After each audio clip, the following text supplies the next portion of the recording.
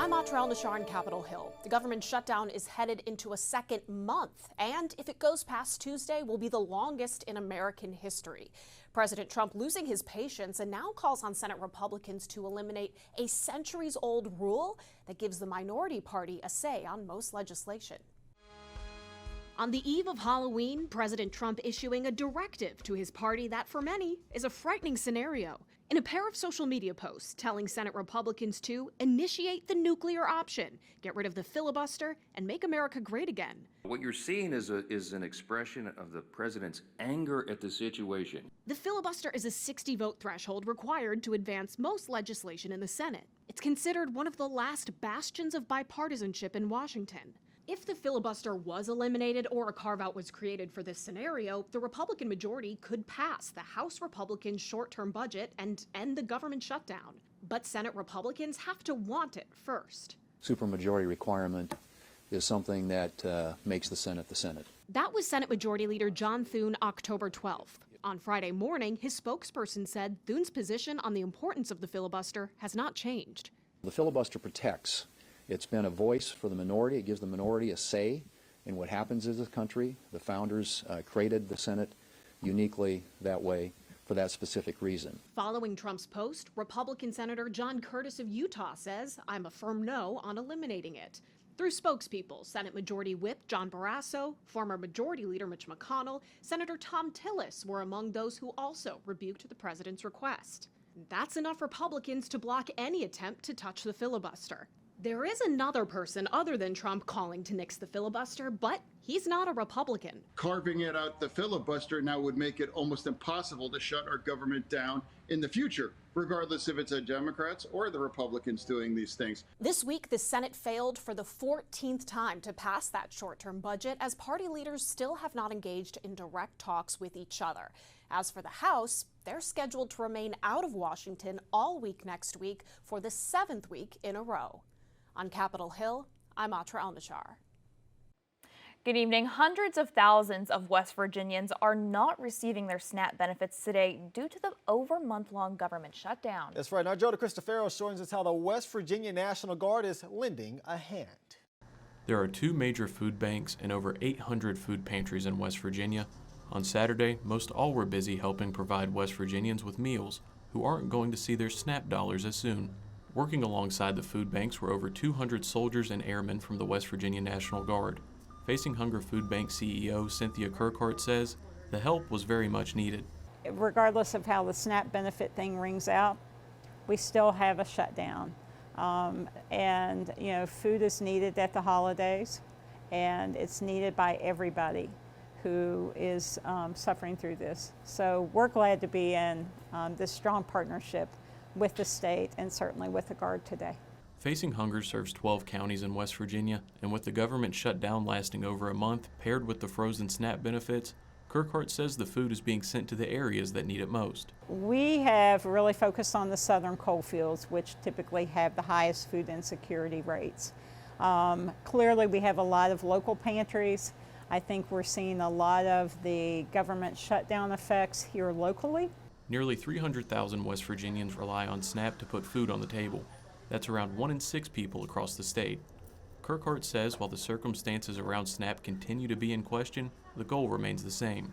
We obviously have a framework of a plan, but as the need changes, we have pushed food actually to the outposts for the Guard, so they too will be able to be responsive. So we'll just see how it goes. But what I know is, like today and every day, together we're facing hunger. The West Virginia National Guard mobilizing troops to help local food banks and pantries. West Virginia National Guard Adjutant General James Seward says the Guard is also providing around 11 pop-up pantries in areas where there are no food pantries open this weekend. There are soldiers and airmen here at Facing Hunger as well as Mountaineer Food Bank at the warehouse and at pantries across the state. And they're partnering with the food banks and partnering with the pantries to make sure that no West Virginian is without food this week or for as long as this shortage goes on. Seward says for many of the men and women of the Guard, the mission at hand of helping West Virginians have dinner on the table is meaningful. And many of those soldiers and airmen are in counties they're familiar with, and maybe working with a fire department that they know, and that there's really no greater service that they can provide to folks in their state than helping them with this basic need. In Huntington, Joe DeCristofaro, Eyewitness News. New developments tonight concerning SNAP benefits. 2 federal judges have ruled the Trump administration has to keep them flowing.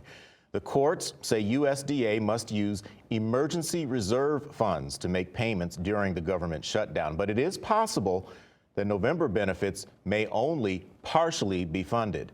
That could leave many in Michigan vulnerable. As Mid-Michigan Now's Kyle Macon reports, state and local officials are speaking out about the situation, which hits close to home for some.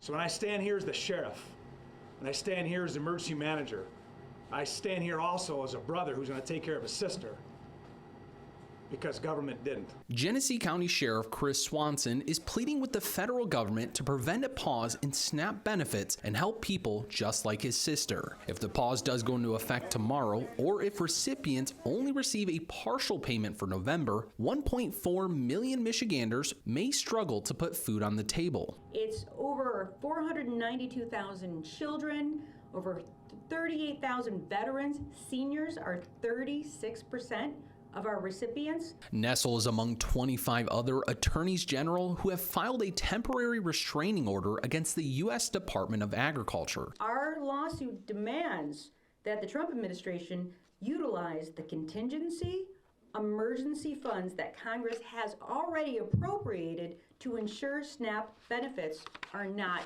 interrupted. The AG says Republicans are blaming Democrats for the pause, and the USDA website even has a message indicating, quote, the well has run dry. Nessel claims that's a lie. According to legal documents filed by USDA just yesterday, approximately $5.25 billion of this fund remains available. She says the USDA could use that money in this situation. Congress has clearly spoken to provide that SNAP benefits should continue even during a government shutdown.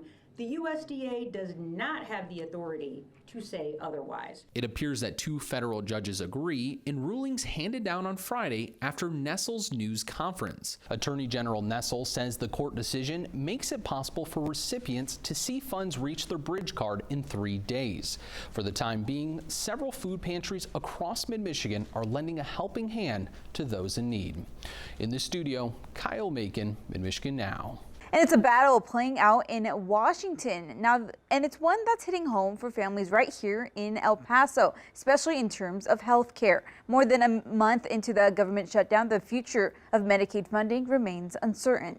CBS 4 at 10's Mark Baugh spoke with an El Paso man who says losing health care benefits could have a devastating impact on his family. He joins us live in the studio. It's the ongoing debate between Democrats and Republicans on Capitol Hill. More than a month into the government shutdown, one El Paso resident tells me losing these benefits, especially with potentially rising rates, could impact his grandfather, who relies on federal assistance. My grandmother passed away earlier this year, but I remember she was telling me, at the end of last year, she had to go pull out loans to help cover her payments for her doctor's visits, for some of her prescriptions. El Pasoan Michael Rosales says his grandfather depends on Medicaid to help manage his Alzheimer's. Recently diagnosed and now transitioning to at-home care, Rosales worries about the financial strain his grandfather could face without federal support. Open enrollment for many health insurance providers began today. Created under the Affordable Care Act, better known as Obamacare, it's designed to give families better options for affordable health care. But with the government still shut down and Medicaid cuts underway, experts say there are concerns that premium rates will increase. Premiums are ultimately what you pay into the insurance. And so some states are seeing their premiums go up by double and triple the amount. We don't know what it looks like here in Texas. Christina Paz, CEO of Centro San Vicente, says that raising rates could make it harder for people to enroll or renew their coverage. Georgetown University reports that as of 2023, 22.7% of El Paso County, more than 190,000 people, rely on Medicaid. Some people may not be able to afford it, so they're going to choose not to go covered. Healthcare can be expensive, right? So a lot of individuals are going to choose paying their bills and putting food on their table versus getting healthcare. Open enrollment is meant to help people find or switch to more affordable plans, an annual option since Obamacare passed in 2010. But with no end to the shutdown in sight, Rosales says his grandfather is worried about what happens next and the financial impact that may be caused. Like I say, I have seen a lot of those people unfortunately struggling with those benefits and with the shutdown. So I do hope it ends soon because I know a lot more people can breathe easier. Cristina Paz says Centro San Vicente will continue providing health services to those struggling to keep their benefits. You can find more details on that over at our website, cbs4local.com. Reporting live in the studio, Mark Baugh, CBS 4 News at 10. Travel along Potter Street in East Providence during the daytime hours. Allison, Mario. Thank you, Kristen. The White House has until noon today to respond to a Rhode Island federal judge's order to release SNAP funding. NBC 10's Katie Benoit joins us live from Providence this morning with the latest on that. Katie, good morning.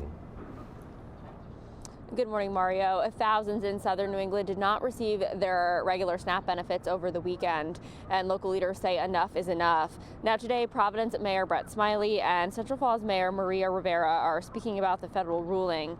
They say the federal court made it clear that the federal government should use the $6 billion contingency fund to pay for SNAP benefits. Millions of dollars have been shifted locally to try and ease the pain for SNAP recipients who have not gotten November's payment, but it won't be enough. Community members are stepping up to help where they can through food drives. Not right, it's not fair. People need to eat and they're scared. And if we're part of their hope and we're running out of groceries, then where does the hope come from? And it's not clear when people would receive SNAP benefits on their EBT cards. Local officials say that if you have money from last month left over, it does roll over to this month. Live in Providence, Katie Benoit, NBC 10 News.